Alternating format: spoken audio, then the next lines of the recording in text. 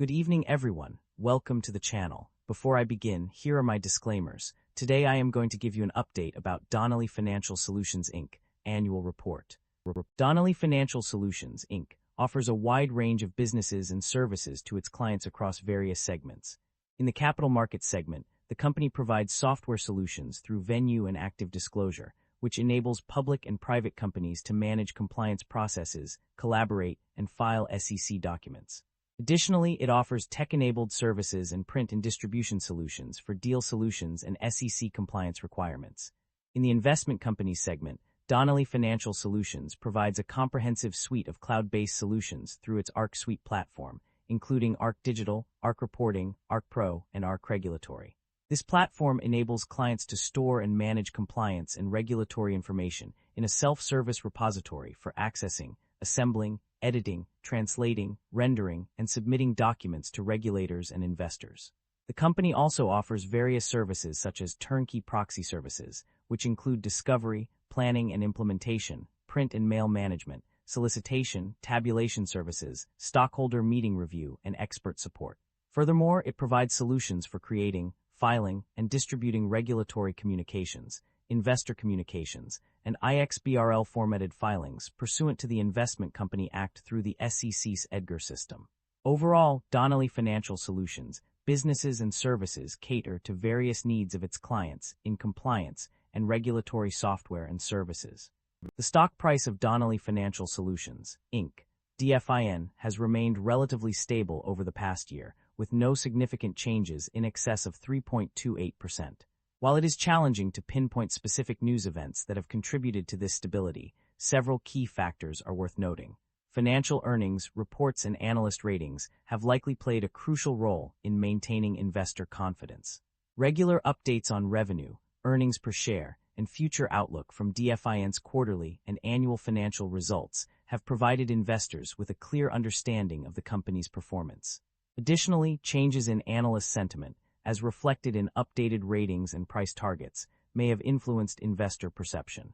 The absence of significant strategic partnerships or acquisitions has also contributed to the stability of DFIN's stock price. While the lack of major announcements regarding new partnerships or acquisitions may be seen as maintaining the status quo, it is possible that investors view this as a positive sign of the company's ability to manage its resources effectively. Furthermore, the continuation of share repurchase programs by DFIN may have boosted shareholder value and contributed to the stability of the stock price. The appointment of new executives or changes in the board of directors could also be seen as a factor in maintaining investor confidence.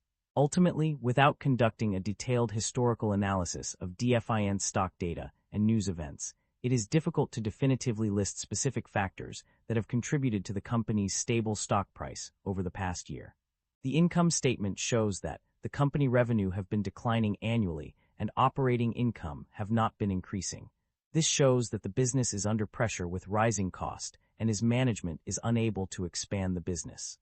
The net income of the company underwent a significant decline between 2024 and 2025, with a decrease of $60 million.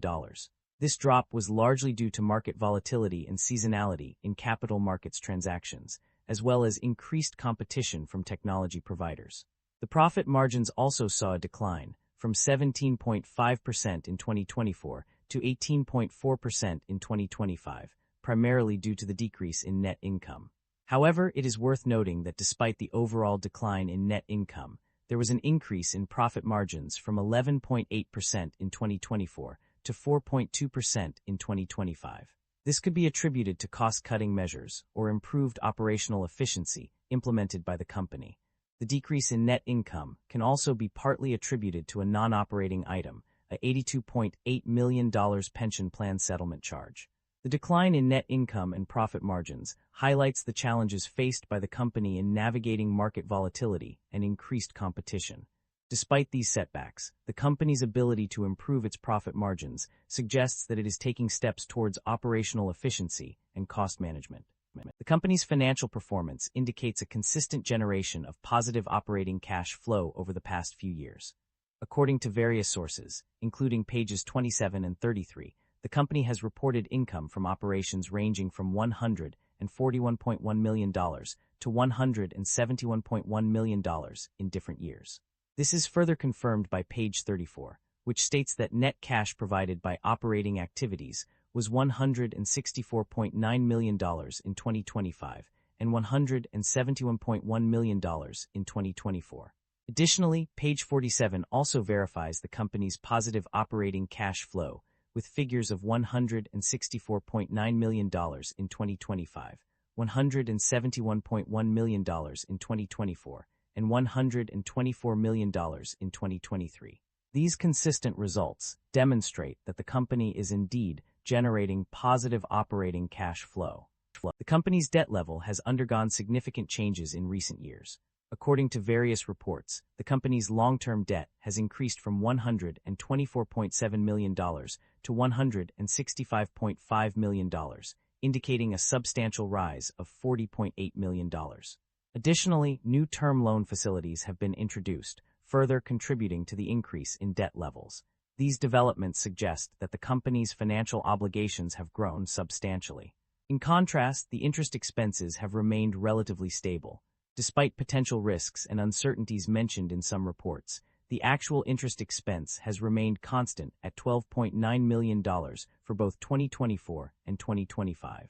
This stability is a positive sign for the company, indicating that it has managed to maintain its financial obligations despite increased debt levels. The company's financial performance varied across different segments and regions in the recent period. On a positive note, Software Solutions stood out as a strong performer, with net sales increasing by $28.7 million. Within this segment, Active Disclosure and ArcSuite contributed significantly to the growth, with increases of $12.7 million and $12.3 million respectively. The Capital Markets Compliance and Communications Management segment also showed impressive results, with net sales reaching $296.2 million and adjusted EBITDA standing at $113.8 million. This suggests that the company's compliance and communications management services are in high demand. However, not all segments fared well. Tech-enabled services saw a decline of $22.5 million in net sales, primarily due to lower capital markets compliance volumes. Print and distribution also experienced a decrease of $21.1 million in net sales, attributed to lower investment companies and capital markets compliance volumes. The Capital Markets Software Solutions segment reported net sales of $230 million, but lacked specific information on performance compared to previous years. Investment Companies Compliance and Communications Management segment had net sales of $112.4 million and adjusted EBITDA of $39.6 million, indicating a relatively stable but not outstanding performance. Management's strategy for the company is centered around adapting to the changing marketplace. This involves focusing on advanced software solutions, such as Active Disclosure, ArcSuite, and Venue, which are expected to drive growth in compliance and communications management segments. The company is also investing in technology, including AI and software solutions, to offer innovative services and solutions. To expand its offerings, management plans to provide end-to-end annual and special meeting services, leveraging project management services and voting technology to simplify the process for clients. This shift towards software solutions and tech-enabled services is expected to account for 53% and 47% of investment companies' net sales, respectively. Management is actively monitoring regulatory changes and adapting its offerings to meet new requirements, which will help drive annual recurring revenue and mitigate market volatility. The company sees opportunities in offering value-added functionality and services and is investing in targeted acquisitions and investments to achieve this goal. Overall, management's strategy is focused on innovation, growth, and adaptability in response to changing market conditions. The company's financial transactions for the year ended December 31, 2024, reveal some notable acquisitions and divestitures. Notably, there were no acquisitions made by the company during this period. However, the company did engage in a significant divestiture. Specifically, it sold land resulting in a net gain of $9.8 million. This transaction is highlighted on page 26 of the extracted summaries. The sale of this land was a strategic move that likely contributed to the company's financial performance during the year. The company has a history of rewarding its shareholders through various means. One such way is by paying dividends, which it has done consistently, with an aggregate limit of up to $20 million per year. In addition to dividend payments, the company has also been actively involved in share buybacks. Over the years, it has purchased a significant number of shares, totaling 1,255,108 as of the last reported period. Furthermore, the company has allocated substantial funds for future share buybacks, with $185 million and $81.6 million set aside for 2025 and 2024 respectively.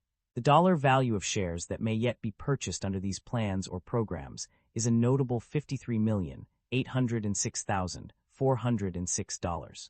This indicates that the company remains committed to its strategy of returning value to shareholders through share buybacks. Concerns about inventory buildup or supply chain disruption exist. The financial reports reveal several indicators that suggest concerns about inventory buildup or supply chain disruption. On page 47, the accounts payable increased from $28.7 million in 2024 to $23.7 million in 2025, which may indicate a potential inventory buildup or supply chain disruption. Furthermore, on pages 26 and 30, there are mentions of lower net sales due to decreased volumes in certain segments. This decrease in sales can lead to an accumulation of inventory, potentially causing supply chain disruptions. Additionally, page 27 shows a significant decline in print and distribution segments, net sales, and cost of sales. These indicators suggest that the company may be facing challenges related to inventory buildup or supply chain disruption. That concludes the financial summary for Donnelley Financial Solutions Inc. Feel free to comment below, and I will be happy to answer them when possible.